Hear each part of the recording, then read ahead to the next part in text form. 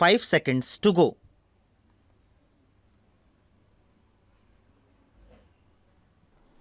Madam Deputy Chairman, from the speeches which the Honorable Minister for Planning made in this House and in the other House, and from a perusal of the note which has been circulated to us regarding the progress that has been made in the third five-year plan and the various statements of the government and the Planning Commission, I have a feeling that the government of India is trying to assuage the feeling of dissatisfaction in the country through promises of bright future, promises of better efforts and general promise that everything is going to turn out all right and that there need not be any fear or anxiety in the country.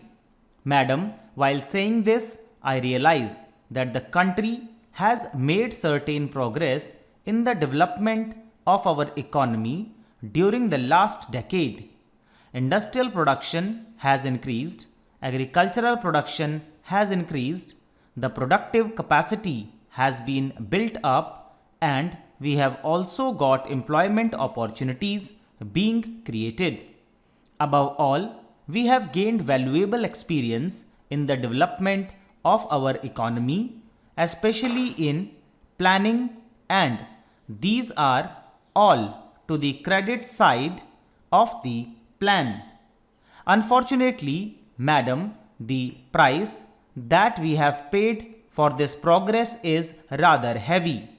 The imbalances that we have created are likely to go out of control unless definite steps are taken to see that the imbalances are corrected at the earliest opportunity. The problem of the distribution of income that is generated as a result of the development efforts in the country is a perennial question and comes up again and again in one form or the other before this House, and though I realize that no definite opinion is possible unless we have got some authoritative data and analysis on the subject, there is clear indication of the fact that if not economic wealth, at least economic power is being concentrated in fewer and fewer hands. As long as economic power is concentrated in such few hands, it will not be possible for us to develop in the manner in which we like, whatever may be our regulatory and control apparatus, whatever may be our policy, whatever may be the objectives that we place before the country. Similarly, the imbalance between the rural and the urban sector is also increasing. I do not know whether in the rural areas some income has been pumped in as a result of our planned development. It is possible that the well-to-do peasants, the richer peasants, might have benefited as a result of our economic development, but as far as the rural area as a whole is concerned, the disparity and imbalance is definitely growing, and that is also a matter of concern. The very fact that urbanization takes place at such a rapid rate in our country is visible proof that the imbalance has been growing, with the result that neither the urban areas nor the rural areas are today in a position to live the life that they were living before our planned developmental efforts started. Now, there is over congestion in the urban areas.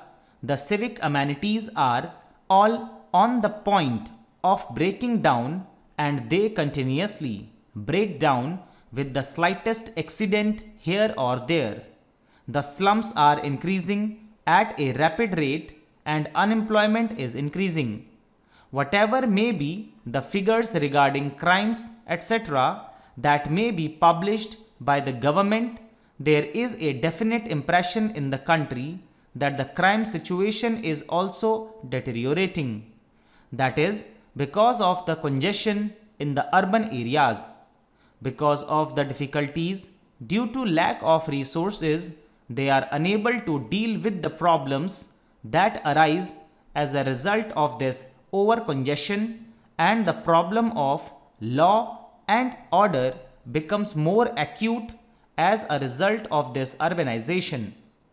Thirdly, the question of unemployment has also taken a rather serious turn, and when the government spokesman addresses homilies to others regarding the agitation against high prices and higher taxes, they completely forget that year by year one earner has to support more and more people, and we have got the authority of no less a person than the planning minister himself to say that the real income of the earner, at least in the lower income groups, has not risen, and in spite of that, that earner has to support a larger and larger number of dependents. There is so much dissatisfaction in the country that people are clamoring against rising prices and rising taxes. The planning minister has given us a frank picture regarding what has happened in the first year of the third plan period, and we are grateful to him for this frank picture.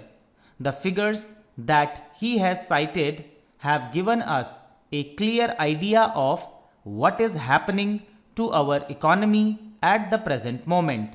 But he has tried to strike a note of optimism. He has tried to explain the reasons that are responsible for this state of affairs, and he has also indicated that the Planning Commission is conscious of all these drawbacks. Stop. दोस्तों इसी के साथ ही dictation finish होती है। पूरी उम्मीद है मुझे आपने इसे बहुत अच्छे से लिखा होगा। कितने अच्छे अच्छे सुंदर वर्ड्स इसमें आए हैं, उन वर्ड्स की प्रैक्टिस आपको करनी है। ज़्यादा प्रैक्टिस करेंगे, अच्छी इंप्रूवमेंट आपको अपनी शॉर्ट हैंड में दिखेगी। एक मैटर को आपने लिखा और उसके बाद आप बिना रीड किए, बिना उसकी प्रैक्टिस किए दोबारा आगे अगर बढ़ जाते हैं तो आपकी शॉर्ट हैंड में कभी इंप्रूवमेंट आपको नहीं दिखेगी।